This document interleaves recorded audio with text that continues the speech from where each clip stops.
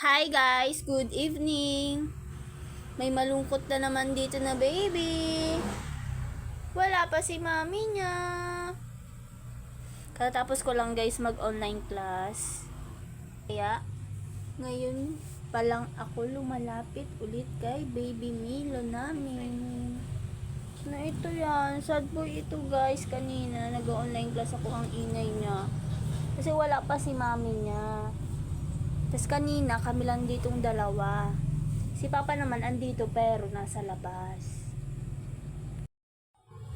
Tingnan nyo siya guys, oh, grabe.